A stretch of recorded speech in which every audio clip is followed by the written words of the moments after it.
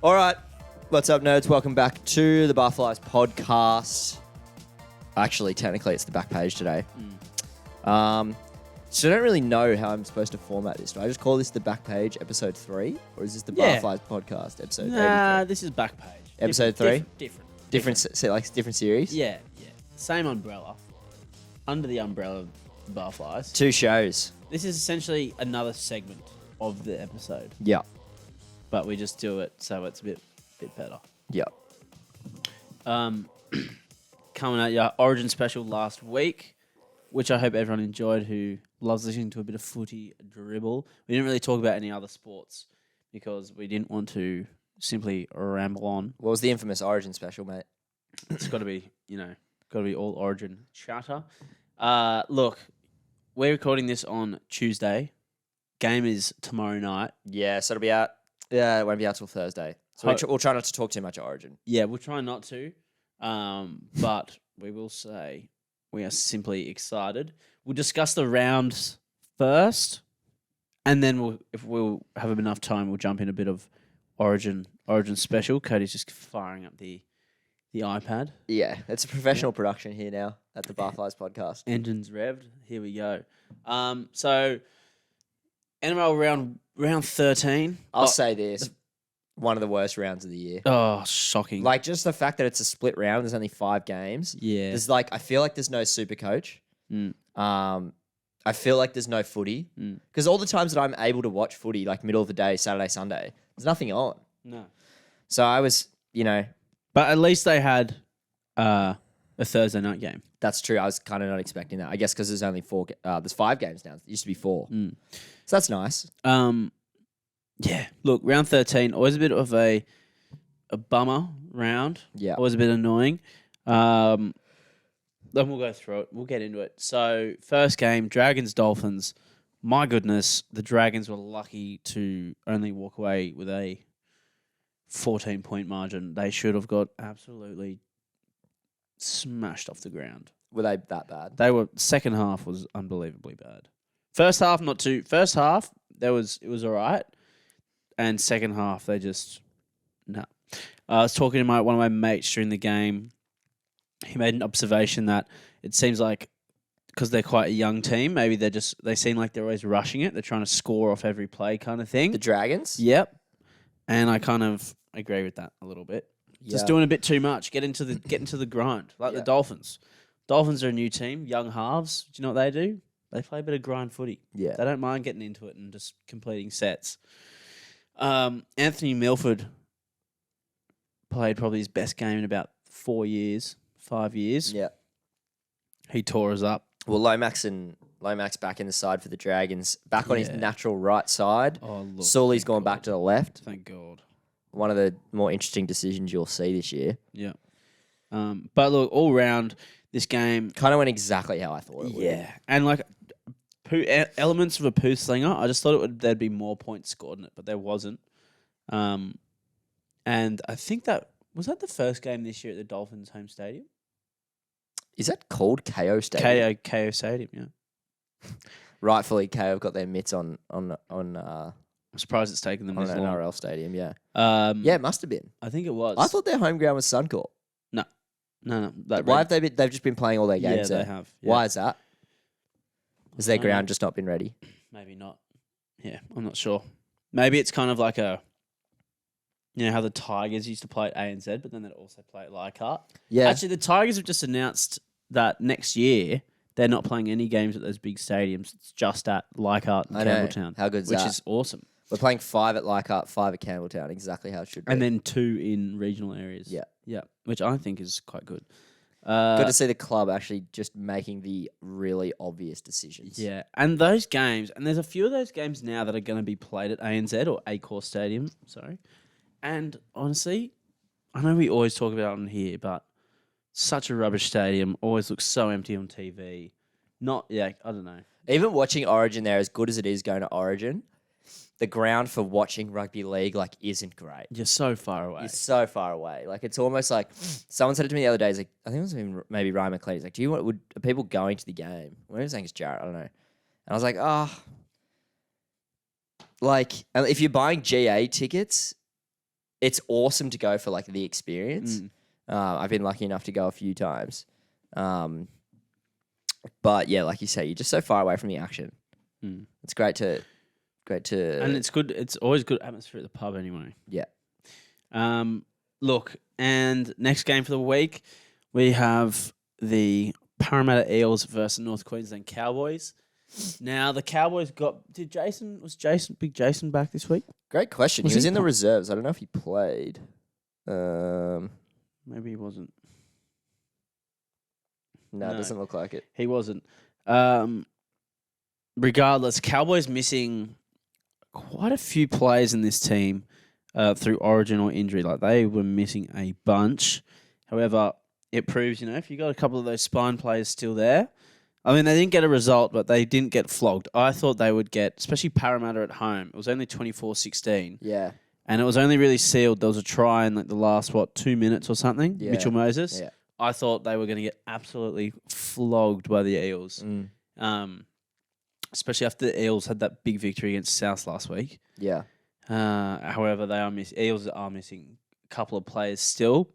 But a good win for the Eels. Cowboys and the Eels kind of in similar trajectories at the moment. We're kind of in the same boat as inconsistent form, lost quite a few games, needing some wins. Para's got the truckies here. Yeah, Para are hard to tip at the moment, aren't they? Like, well, I'm kind of sort of just like, you look at their team every week and you just go, oh my God, they're so stacked. And they just haven't quite kicked. I work with a Parramatta fan, and he said something along the lines of Parramatta play to at the level of whatever team they're versing. Yeah. And I think that's kind of a reflection on all their results this year. It's kind of like they'll show up against, Penrith, Melbourne, whatever, and then, they can hardly string a performance together against someone like the Cowboys. So, and they kind of beat the Rabbitohs pretty comfortably last week as well. Yeah, mate, who knows with Para what's going on there? Well, not what's going on, but yeah, like I said, just hard to read. Hard to read. But that's why they can upset those big teams. Then we move on to the Warriors-Brisbane game. Now, this game, that Warriors player, I don't know who it was. I can't remember their name, but they scored in literally the last minute and a half of the game. Yeah. And he just pulled that guy's shirt. Yeah. Now, that... Who would it have been? It was their centre, right? Yeah, it was really the same side as... Pompey? Yes, it might have been Pompey. Actually, I'm not too sure who it was, but... Wow, that is such a crap way to end a game after coming back, being so close, chance to win it on the siren with a kick, and then that's how you end it. So that bloke will have, I'm sure in the changing room there might have been a few words. Yeah, kind of bit of a weird one, right? Just like probably just a bit of an instinct thing. Like, because you know what it's like. You bloody pull shirts all the time in sport, especially with frustration, I suppose. Like. Yeah. It's just a discipline thing, that one. Super disappointing. The Warriors had him. They had him. And imagine if Brisbane lost again. That would have added a bit of spice to the top of the table. Broncos getting it done, though. They are missing quite a few of their superstar players, but Reynolds came back. They're missing so many people. I'm surprised they won that game. Try saver from Tristan Saylor. Yep. Wow. Yep. Great tackle. Tristan Saylor playing footy again. Look how many players they're missing. Mate, that's a good win for the Broncos. That's a massive win. Go down there and get it done in New Zealand. No Reece Walsh, no Paddy Caggs, no Cobbo, no Walsh. No Xavier Coates. Not Xavier Coates. Corey Oates. Pretty big. Is he I'm still surprised. Injured? Corey Oates? Yeah. I'm surprised Farnworth didn't go into the one. I'm a bit shocked. Well, Tristan did a job. He did, but there's always talk of him going there anyway, so I was just a bit surprised. Yeah, unfortunate for the Warriors, but yeah, like we said, good win for the Bronx. The Rabbitohs losing again? Surprising. I thought they would have bounced back against the Raiders. I know the Rabbitohs are missing Terrell Mitt and Jai Arrow, and they were missing Campbell Graham as well, who ended up pulling out with that injury. But the Raiders... Yeah, they get it done again against another big team. They did it when the Broncos were at the top. They beat them. Rabbitohs were at the top. They beat them. And they got absolutely smashed last week, but they well and truly bounced back. Albert Hopewadi, hat-trick. Yeah. Yeah. Yep. Another player I've let go on my Supercoach side, which has been awesome. Yeah. Shout out to Blav. A couple of those young guns for the Raiders really coming through for them. Corey Horsburgh as well Oh, this year. mate. He's been awesome. He's been absolutely so good. unreal. The Raiders, mate, it's so disappointing they're losing Jack Whiten. So disappointing. They've got a really good side, the Raiders, and they're really playing some good footy at the moment. They're 6 from their last 7, I believe. Their side's really taking some shape. Interesting to see how they go this week. They've obviously got the Tigers this week. Seb Chris out with an injury. They're talking about resting Jared Croker for playing his 300th at JO Stadium in Canberra. Yeah, and they'll be missing Harawira Naira as well. Yeah, he had the seizure. Yeah. Yeah, hopefully he's all right. Yeah, and Whitehead's out as well, I think. Couple little injuries, but they do have someone like Xavier Savage and whatnot to come into the team. Yeah, good win though. Good win for the Raiders. Great win. Pretty back and forth the whole game too. Yeah, it was a good watch. But like, I will say though, Cody Walker had a great game in this game, even though they lost. I think he set up about 3 tries. He's been awesome this year. Yeah, Cody Walker. I think he's really just taken another step forward. I didn't think he sort of had another level to go to. I thought that kind of level he was playing at, even when he made as electric as he was a couple of years ago when they played that grand final against Penrith. I thought that was sort of his peak, but he's really kicked since Adam Reynolds has gone up to Brisbane. So it's been good to see. He's been playing some great. The window is well and truly open for South Sydney. Yeah, to win a premiership for sure, especially next year.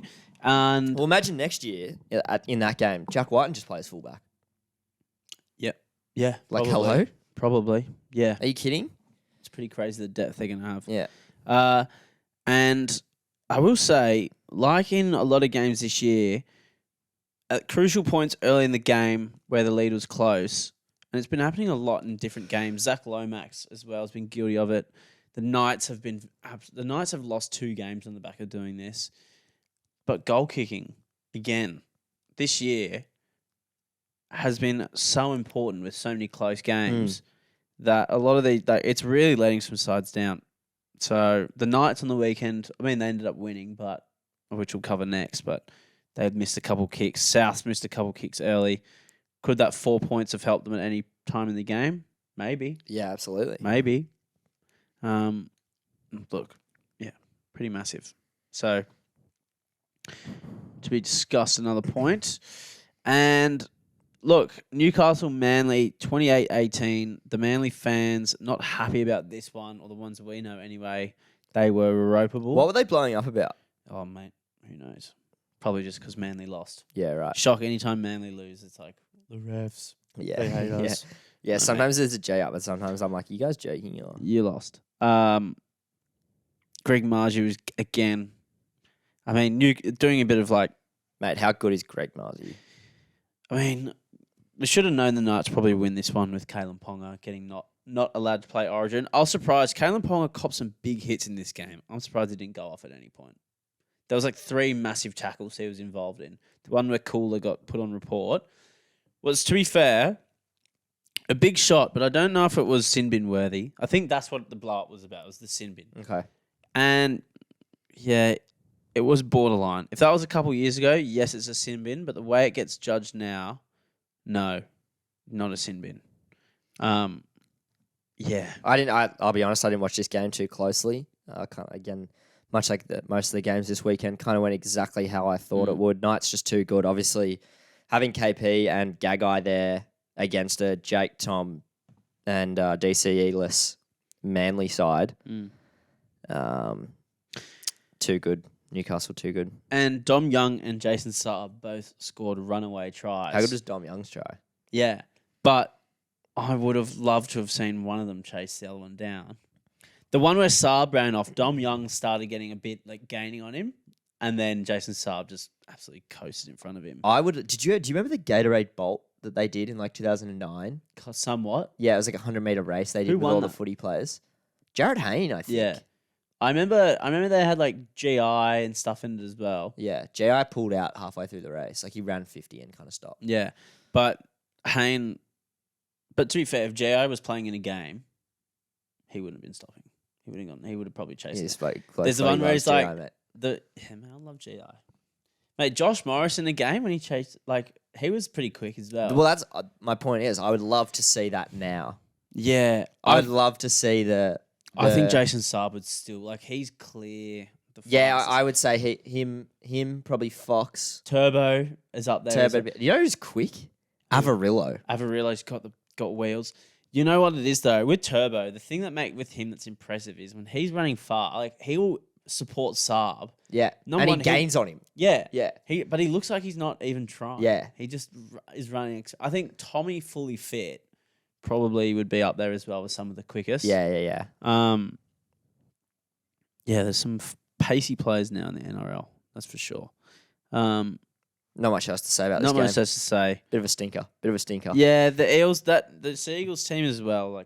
When they don't have their stars, and they've got a couple injuries as well. I like Schuster. I really like Schuster. Yeah, he played pretty well. Played solid. I think with it behind again, Jake's so important to that side. I think, as obviously so is DC and Tommy. But I think if that Manly team is fit and firing, Schuster is going to be a massive asset for them. Yeah, massive I will say asset. this on this Manly team though. Why is KO Weeks playing for one when you've got Ruben Garrick there? Ruben, or even cooler. Surely either of those two would be way better than Weeks. And Weeks gone Weeks to the bench. In terms of all round benefit to the team, surely one of those two going to fullback, particularly Ruben Garrick. Because who was that young Manly winger that played against the Storm and he put on those big hits? Yeah, I don't know his name. He was awesome. Yeah. He was great that game. I would have him in the team. Weeks starting at 14, coming on as the kind of impact off the bench. Maybe jumps in, around the middle somewhere like he had been doing early in the season, which was working. Because every time it seems that he's started, they've lost. I agree. At first, I kind of got it. I was like, oh, there's this new KO guy. He's got massive raps on him, obviously. But yeah, still, obviously, after these last few games, you'd be thinking that they'll go back to Garrick at this point. So yeah, maybe that guy's still suspended. I don't know. That's all the games from this week. Only the 5 matches. Only the 5 matches. This week we've got almost a full round. 7 matches. 3 buys, Manly, Newcastle, Para. Yep. And that leads us to also coming up this week. Obviously, we have Origin coming up. Yeah. Obviously. We have done the Origin special. Since then, there's been a couple of small developments.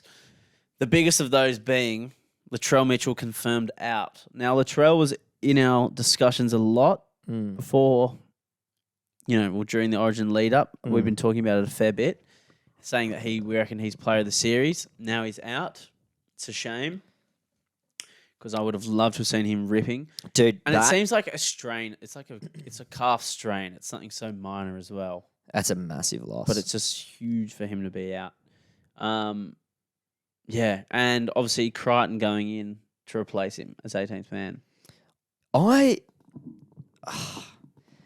I'm still not sure where I'm at with Stephen Crichton. I personally would have liked to have seen Matty Burton come in at left centre. At Torpies. He just gives you another point of difference. And he was awesome last year as well. He's been there and he's done it and he was awesome.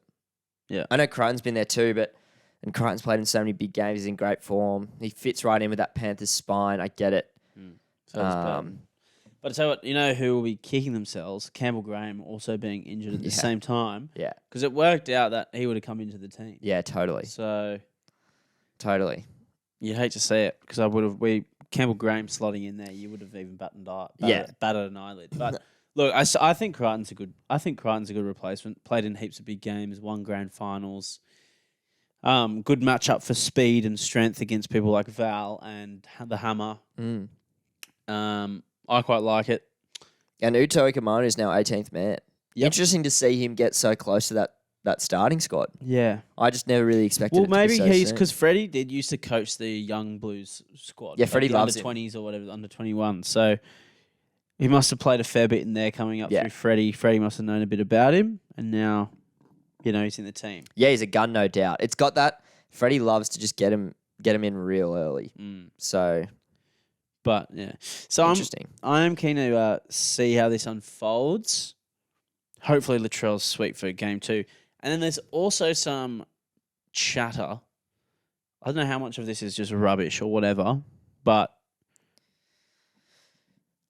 they're talking Nathan Cleary has a wisdom tooth issue. He plays, mate. What? He plays. I don't really want to I personally wouldn't give that too much time. Trying not to. Trying to block it out, personally. Two things are never that urgent. I got my wisdom teeth out, mate, but I left it nagging for months. Yeah. You'll be right. I got mine out. I was fine the next day. Yeah. Yeah. Matt Burton's also come in as the 19th man. Oh, has he? Yeah. So Matt Burton's with the squad. Blake Brayley's also been added to the extended Saw squad. that. Yeah. Don't hate it. Over But Cook. yeah, I know, but I think he was also the Blues under 20 whatever's hooker.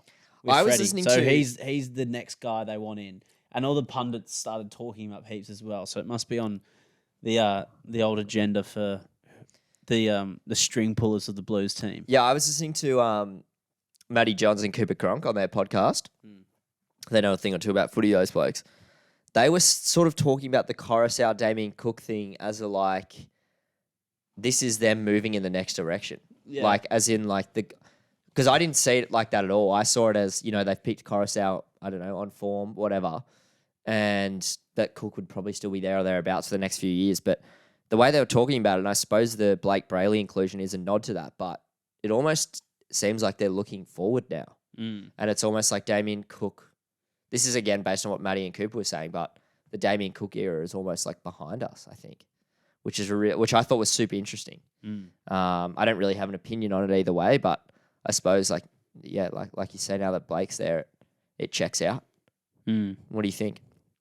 Yep, that sounds about right to me, to be completely honest. But it's still, I don't know. It's a shame that someone who was such a good servant of the state, he's been And if left Coruscant out. went And he's down, not that old though. no, they're the same age, right? Like Yeah. if Coruscant went down, I'd still be like, I want Cook, Yeah, not Blake Brayley. yeah, and but Blake Brayley's not played any finals footy.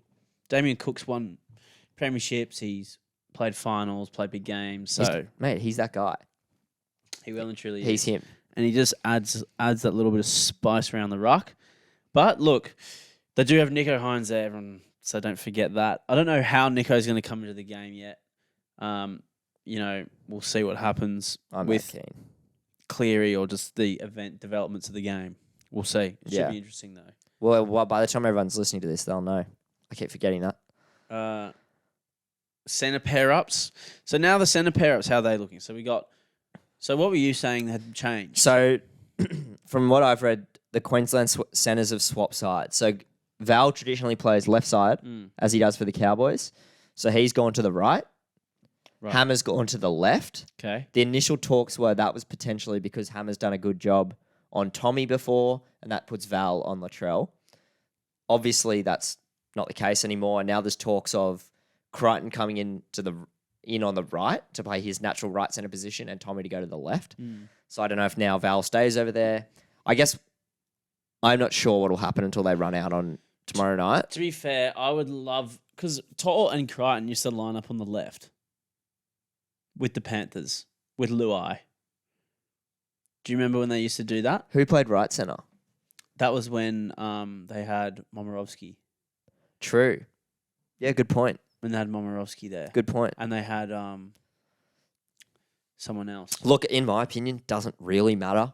It doesn't really matter. It doesn't matter, but I don't know. It's just cool seeing all the Penrith boys link up. Yeah, and for just sure. think about how hyped that left edge would be with Luai, Crichton and To'o all on the same side. But at the same time, in club footy, if Lee Martin comes onto the field at any point, you'd have Cleary, Lee Martin. If Lee Martin came on for Frizzell, that is, you'd have Cleary, Lee Martin, Crichton, To'o. Yeah, imagine that. Well, even if you look at it further, it'd be Isaiah Yeo, Liam Martin, Yeah. Cleary, Crichton, To'o. Yeah. It'd be like 6 Panthers players in a row. Yeah, look, still pretty special. So we can't wait. It's good to see. All I'll say is a quiet Queensland camp is never great. I'm scared. Like, they're always so quiet. I'm Maybe it's scared. because we live in New South Wales, so we don't get the buzz. We don't hear anything about it. But I don't like it. I'm scared, I don't dude. I'm kind of scared. And I don't like what's going on. I don't like their silence. I feel like at this point, you just kind of got to sit back and... I'm nervous. I'm Tommy man of the match tomorrow. I still think New South Wales are going to win, but I do have like a thought in the back of my mind is like, what's doing? I was thinking that as well. I was like, have we all been wool pulled once again by Queensland? that all we're talking about is New South Wales, and we kind of forget about them, and they just come out and win. Yeah. We just write them off, and they just Every come out and time, they win. do it every time. That's what I was saying at the Origin special. We're being a bit smug. We're being a little bit smug in like underestimating them and just like ignoring the fact that they won last year. Yeah. So we'll see. They love being the underdogs. All the pressure's on us. But As usual. another note, sorry, just to end on this Origin and NRL talk. I'm kind of intrigued to see, because this is the first Origin series after a Kangaroo tour in 4 or 5 years, because they didn't have any Kangaroos games during the COVID period. And that Kangaroos tour of the World Cup that happened in the off season, you had obviously players from both sides of New South Wales and Queensland mixing. They all got put into those groups. I don't know if anyone remembers that, but they all got put into teams in themselves of a mix of New South Wales and Queensland players. And I'm quite keen to see if that changes anything about the interactions of during the game. Because I've noticed that after that, there's been kind of players that are on tour together after the games and during the games will kind of, interact a little bit more. Yeah. So I'm kind of keen to see what happens, especially because, especially players like with Matt. Well, Matt Burton's not playing anymore. He's not playing at the moment in the team, but obviously Gagai and Tino got right into it last year with him. So Oh, yeah. I don't know. I'm keen to see what happens. Luai came out. What did Luai say the other day about Selwyn Cobbo? I don't know, actually. He said something because Cobbo got knocked out and then Luai kind of G'd up when he was knocked out. He was like, "Oh, if he wants to prove that he's like upset about it, come and find me on the pitch or something like that." Yeah, right. Just chatting. Good chatting stuff. Rubbish. So Good stuff. that's good to see. Luai's got the drums beating. How can you not like him? I don't get how people don't like him. Just tall poppy syndrome. Just that. Yeah, he's a cocky little shit, but who cares? Yeah. He's a gun. To be fair, it's so different because then Munster gets so many Munster's blah, blah. Munster does just as much grubby talk as the same amount of shit. Yeah. And he just plays with they both play with heaps of flair. Yeah. But for some reason Luai gets all the flack. Yeah, it's bizarre, isn't it? Seems like a pretty nice dude as well. Yeah. So look, but that's, to be fair, that's people dribblers like Buzz who are doing that. Yeah, yeah. So, we'll see. Did you see? Oh, dude, actually made me laugh. His blow up about the navy blue jerseys on our NRL 360 last night. No. So good. Nothing to report. Just kind of classic Buzz. Just him being an absolute clown. I had a giggle. I actually agreed with him. To be fair, I don't love the navy blue jerseys, but yeah. Anyway, it's a bit of a storm in a teacup for mine. Yeah. Classic NRL 360 storm and teacup. But yeah, maybe that's just something to think about, something to look out for in the games. Just the interaction of the players I'm quite keen to see after that Kangaroos tour. And also, you know what I realised is going to make this Origin series so good? How many teams are in good form at the moment? Yeah, dude. So, look, I feel like as much as we were saying, New South Wales I think New South Wales is probably going to win big this game, although I am worried about Queensland. I still think they're going to win pretty big, 13 plus. I'm holding true. Oh. But when I've been thinking about it more and more after we did the special, I was like, maybe the series is going to be a bit closer than we think. But who knows? But we'll find out tomorrow night. Yeah. Can't bloody wait. How good. Can't wait. Good. Anything else for you? No, that's it from me for rugby league. Okay. We're getting to touch base on a bit of Premier League football. Yeah, indulge me here because I don't actually know what's been going on. Well, all the relegations have been confirmed, right? Yes, you got relegations, promotions. It's finals time for cups like the Champions League and whatnot coming up. So we'll do a bit of a football wrap then, shall we? Yeah, let's go. Okay, we'll start off with. I think last time we were talking about football, we were talking about Real Madrid versus City. I actually watched this game. Me and Ryan got up and watched it. Yep. City absolutely destroyed Real Madrid. Just tore them to absolute shreds. It was like 4-1 or 5-0 or something. I don't know. Yeah, 4-1 I think it was. They absolutely smashed them. Watching the game, it was cool. The formation City lined up with as well was super interesting. What'd they do? It's like they had 3 centre backs, but they were quite kind of spread out. Then they had 2 holding midfielders behind, and then they kind of had 5 players in a row that would sit right up top. Right. And they were just holding the ball, just moving. They were just absolutely tearing Real Madrid to shreds with their movement. It was insane. Yeah. Europa League final is Roma versus... Oh, can I have a quick look on match day? I escaped my mind. Roma versus Sevilla. Now, this is an interesting matchup for 2 reasons. One, Sevilla's record in European football, more specifically the Europa League, is crazy good. Yeah. Sevilla's record is insane in this competition. They've won it many times, especially recently when they had, oh my goodness, what's his name? The guy who was the Arsenal manager, Yuri Emre. Yeah.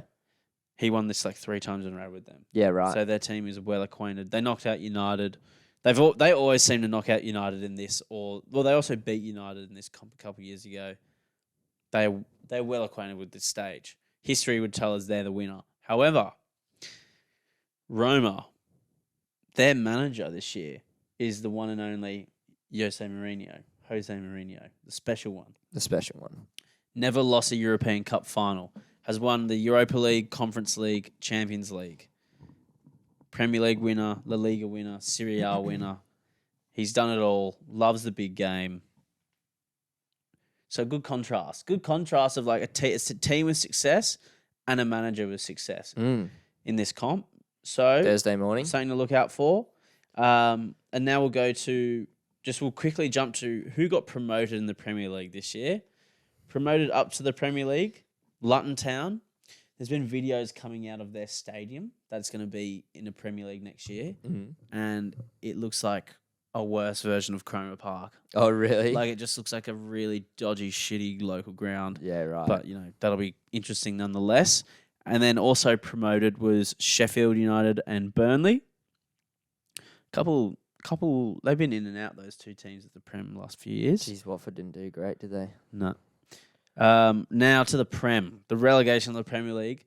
Southampton were kind of, they were set. They weren't going to make it a while ago. We all knew that.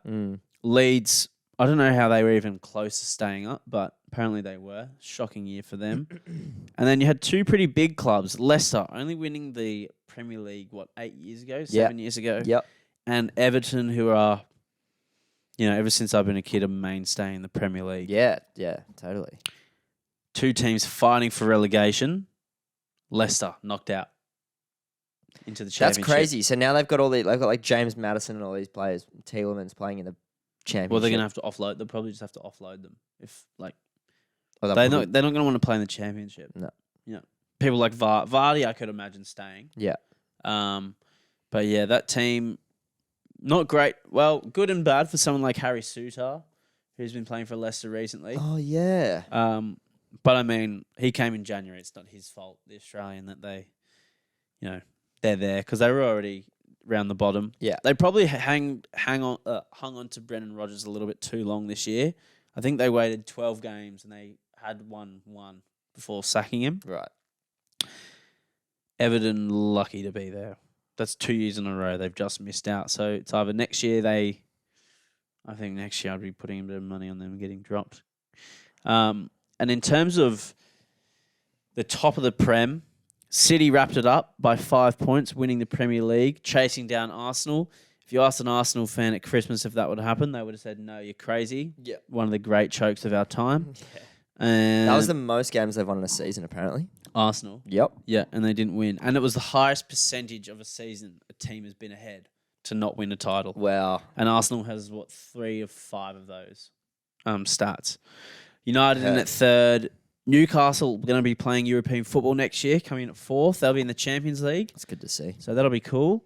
You got, Newcastle had quite a few injuries this year too. So if they get everyone healthy, I think they'll be so good value to watch next year. Then you've got Liverpool in at 5th and Brighton at 6th. Brighton playing Champions League, well, not Champions League, Europa League football next year. Yeah. Then Champions League final. Is that this week or next week? That is next week. 2 weeks' time. 2 weeks away. Yep. City versus Inter. Now, you'd say City are going to absolutely destroy Inter. However, you never know. It is a Champions League final. Mm. You know, these things happen. Funnily enough, Kind of hope Inter win. so do I. So do I. I don't want City to win. I like City, to be honest, but I don't. I just like De Bruyne. Yeah. Yeah. Just City haters. And then what else happened in football? That's about it, really. Bundesliga, Dortmund Ooh. lost in the last game. Yeah, last Yeah. game. How's that? They drew. And if you go to the stat of the game, so they drew City's goal to win. Oh, So how's this? Bayern Munich's. Bayern Munich's goal to win, sorry. So Bayern Munich scored in the 8th minute.